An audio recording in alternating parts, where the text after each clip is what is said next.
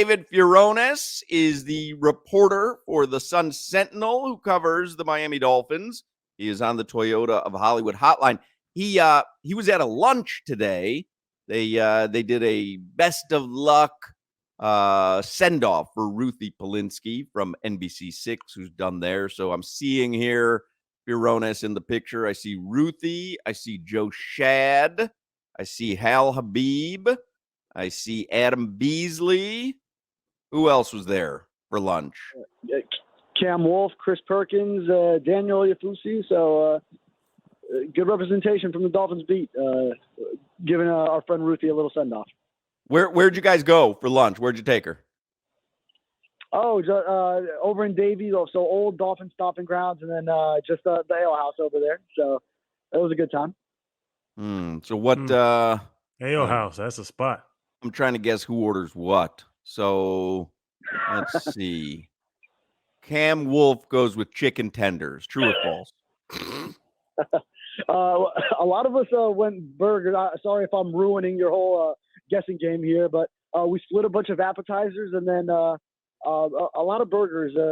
Myself and Joe Shad, we split one burger after how much we ended up divulging in the appetizers. So, but go ahead. I'd like to hear you continue with this game. Well, I saw a reaction here on the video feed from Crowder when you said who was it? You and Joe Shad split a burger? Yeah. But hey, we have plenty of appetizers. Don't worry. I could down them. David, you and another grown-ass man cutting a burger in half? Or did y'all use the same plate? Did you share fries? How does this happen? Hey, man, we ate so much at the Combine in Indianapolis, so many steak dinners out there. Now we come back feeling a little bit beyond our weight goals. So and then now we got to come back home and hit some calorie limits. What did Ruthie have? Ruthie also had. I mean, we had so many appetizers, so that was what a lot of it was. We split some crab legs too, as one of them, and she went with some kind of sandwich or burger as the entree later. Did anybody get the zinger melt? No, we did not. But I know Ale House is famous for their zingers. Yeah, no one got the zingers. The mountain melt? I mean, you talk about right. that's like their best appetizer for sharing. Yeah, we blew that one, huh? I'll tell you. That, great response.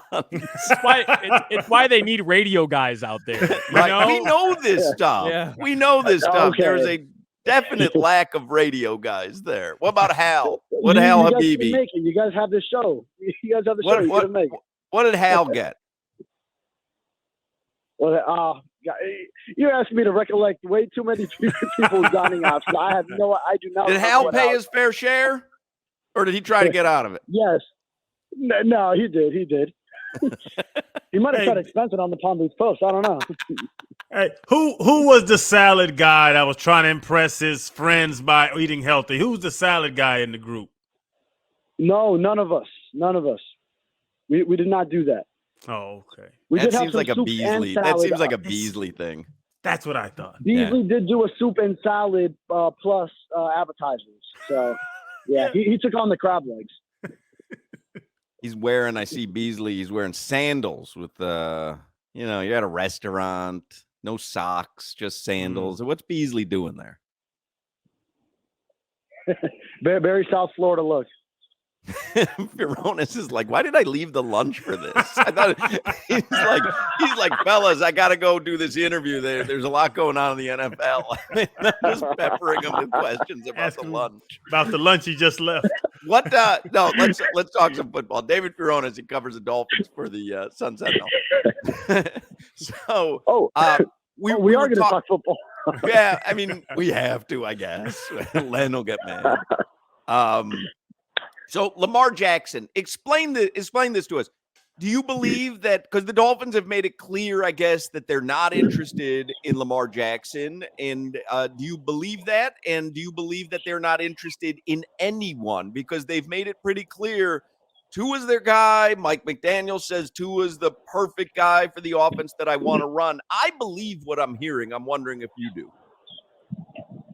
Yeah, everything that – first we'll start with what they've said publicly. Everything Mike McDaniel and Chris Greer have said publicly since the end of the season has led everyone to believe that, yes, they are strongly in the belief that they want Tua Tagovailoa as their starting quarterback for 2023. And based on precedent, there is reason to be skeptical of it because just last offseason they said something similar, and then the tampering findings from the NFL did prove it to be true that they still pursued Tom Brady. We know the Deshaun Watson pursuit from the trade deadline the year before that and also the offseason the year before that. So they have in the past put on this public face, but then behind the scenes been doing some other stuff, exploring options.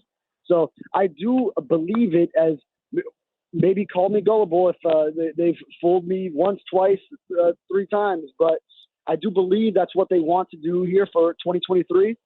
And I know Josina Anderson had the report that they are exploring options, that people in the organization had been told as much. And then we also have Jeff Darlington, who has reported that is exactly what you just said. Mike McDaniel believes Tua is the perfect option for the team in 2023. I do tend to believe, just because it makes too much sense to stick with Tua at his final year of his rookie contract number to go elsewhere right now. I think he showed enough last year in Mike McDaniel's offense with Tyreek Hill, with Jalen Waddle, to show that he can get it done with everything in front of him. And then now more so it's just about staying healthy, and probably that the Dolphins want to see him be available to them for a full season before making any kind of long-term decisions. And then the 5th-year option on the contract that they have to decide on by May 2nd is kind of that big debate of whether to commit at this point for 2024 or just play out this next season. Well, David, to that point, like if they're all coming out saying Tua's the guy, he fits this team perfectly, this offense perfectly, but they're only locking him in literally for 17 games if you don't make the playoffs. If they're going to keep him and they're really not interested in these other guys, shouldn't they execute the 5th-year option? And I'll ask you, should they and will they execute before May 1st the 5th-year option? Yeah, so that's a big question. And in my opinion, at first I've kind of gone back and forth. I ended the season feeling like they shouldn't, that they have to just play it out because you haven't seen Tua stay healthy. Then I kind of, okay, well, $23.1 million, and you see what other quarterbacks are getting, like Daniel Jones is going to get whatever it is, 40s in the 40s, and other quarterbacks. The $23 million, it looks like a bargain for the 5th year, so why not? But then do you want to keep your options open if next year you do find that Tua, again, cannot remain healthy for you, or if he just ends up having a bad season, steps back, and then you start thinking again, oh, well, Lamar Jackson, let's say he plays on the franchise tag with Baltimore and is available again next year. Well, then, could you imagine Lamar Jackson with Tyreek Hill and Jalen Waddle and Mike McDaniel calling plays for such dynamic athletes, which would really be something like we've never seen before. Lamar hasn't had those kind of receivers ever, and not one receiver like those two, let alone both. So, yeah, then your mind starts to wander. So, but to kind of wrap that up, I feel like, yeah, if you do feel that Tua's the guy for that offense and can run it as efficiently as possible, then yes, give him the 5th-year option. And it was kind of intriguing that Chris Greer was still a little non-committal, whereas last year around the same time when he spoke at the Combine, and it was Christian Wilkins who was up for the 5th-year option, and he was pretty clear that in saying it's very likely they'll give it to him, and the Dolphins did end up giving it to him. So a little bit of a different tone that we heard this time around, where he seems a little bit more unsure than he was same time last year when it came to Wilkins' 5th year. What is the market for Lamar Jackson? Because we keep hearing of teams who are not going to make an offer. And from what you're saying, obviously, he could play this one season under the franchise tag and then be a free agent, I guess, ostensibly, and then you wouldn't have to give up 2 first-round draft picks. So what do you think ends up happening with Lamar Jackson? Yeah, so also making things more difficult for the Dolphins is you don't have the 2023 first-round pick. You used to have 2 of them, but then one of them was lost with the tampering findings and and the penalty is handed down by the NFL.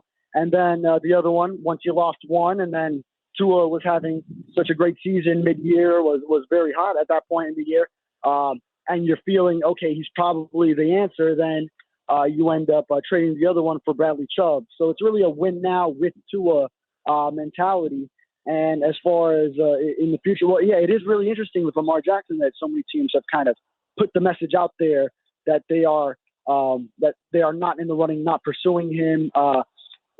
Sure, a lot of it has to do with the guaranteed money. I think teams don't want to get into the same mix as the Deshaun Watson contract that the Browns handed him, and which really kind of felt like a Cleveland Browns organization move to give out that much guaranteed money. And it's such an unprecedented contract. And, of course, now that ends up setting the market. Now every quarterback from here on out is going to be wanting that type of deal. So that's kind of one of the challenges with it. And then for the Dolphins, it's not having a first-round pick this year. And then if you then circle back next year, now you're back in the mix where you have your 2024 first-round pick and so on and so forth in the future. So you could get into the mix if it's another non-exclusive franchise tag situation. And David, this offseason, I would guess to say, tell me if I'm wrong, the Dolphins aren't going to get any big name guys. Are they whale shopping again? Because we whale shopped last year. Now names are coming up like Jalen Ramsey. I've seen, the Dolphins attached to. Derrick Henry jumped up in there. Like these big name guys. You think the Dolphins do any more whale hunting? Yeah, I mean, maybe there's a way to get one big name, maybe like a 1.5 type of situation. Maybe if someone's willing to take a pay cut because they like the situation in Miami, a veteran that wants to win, feels like there's a chance for the Dolphins to do something special and is that plug-in guy, whether it's some of the guys you mentioned. I mean, they could use cornerback help. So Jalen Ramsey, and there's interest apparently from Jordan Poyer at safety. So could they make a move there? I would really like to see them upgrade at inside linebacker. So if you could go for like a Bobby Wagner, who will be released by the Rams, or Eric Kendricks from Minnesota, who has been released. Levante David, who's a Miami guy, played at Northwestern and was with Tampa Bay. So there's some options there. And then as long as they're economical elsewhere and can find the restructures to get the salary cap number right, which I believe Brandon Shore over there, he's going to do everything this offseason. Chris Greer didn't seem very concerned about being $16 million over the cap when we spoke to him at the end of the season. So we know they're going to maneuver around, maybe make some trades. We saw the cuts start to happen with Ethan Carter yesterday. So they'll find all these different maneuvers to get the salary cap number right. And then maybe they can make one big signing, maybe another kind of mid-level, and then fill out the roster the rest of the way and maybe bring back some other guys. You have any idea what happened with Byron Jones? You have any idea? There's got to be so many layers to that story that we just don't know.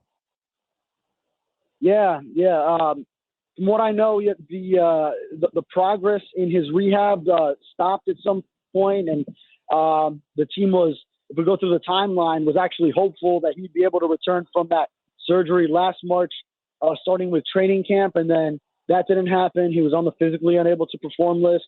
Then still hopeful that he'd be back at some point. It went into the season where once he was on PUP to start the season, that's automatically 4 weeks. And then we went through October, November of kind of week to week. Can he come back this week? Can he start coming back this week? And and then ultimately they obviously shut it down and he was out for the year. But his tweets were really it seemed accusatory of something. Now, Greer and McDaniel, they indicated that they've been in communication with him and feel like he received all the proper care internally. But saying that he still can't run or jump. And, speaking of his career in the past tense, even though he's not going to retire, and obviously now the Dolphins will be releasing him with the post-June 1 designation for the cap relief and the savings, his time is up here. But, it seems like he might be really done playing football based on how he was tweeting about his career in the past tense in those tweets he released. So just really shocking all around. Yeah, it was strange. David Furones, you could read his work in the Sun Sentinel, sunsentinel.com. Download the Sun Sentinel app. He's the Dolphins beat reporter. Anybody have coleslaw at the Ale House? No, we didn't see coleslaw on the table. No, so like no side of coleslaw with the burger there? Why? No, fries. We had fries on the side. Ooh. Yeah. For the Are you a most part, coleslaw yeah. fan? I could go for coleslaw. I'm not against it. No, a fan good and coleslaw. I can go for it, and a fan is two No, but different good things. coleslaw. Read between the lines. He's saying Yeah. good coleslaw is good coleslaw. Like it's not just a throw-in sometimes. Sometimes it's like a really good addition to the meal. There are some places where they have good coleslaw. Some barbecue places where, Yes. yeah, they offer the coleslaw, and you're like, yeah, I mean that's a good. It really complements the barbecue. Yeah, other places if it's a throw-in, then yeah, I'm not turning it down. I'll just say yeah, put it in there. Thank you, David. Why is there cabbage in the hand sanitizer? What are you talking about? I rinse my hands off with that little nasty cup. What are you talking about? It is such a great. We've had an argument about coleslaw. I'm a coleslaw guy, and I don't know. I don't know what Crowder's problem is, but coleslaw on an actual like pulled pork or pulled chicken sandwich, like at a barbecue place, coleslaw on the sandwich. It's the best. No. Oh yes. And Publix has good coleslaw too. They do. I like Publix coleslaw. Yeah. There you go. Yeah. All right. David Furones knows his stuff. It's like about saying time for you to acknowledge it. It's like saying John has a pretty bunion. No, it's that's not true. needed. It's nothing like that. Exactly what it It is. is nothing like that. I'm sorry, David. I'm sorry. Thanks for making time for us, No, I'm brother. all about it. Thank you, guys. David Furones. Read his work at Sun Sentinel, sunsentinel.com.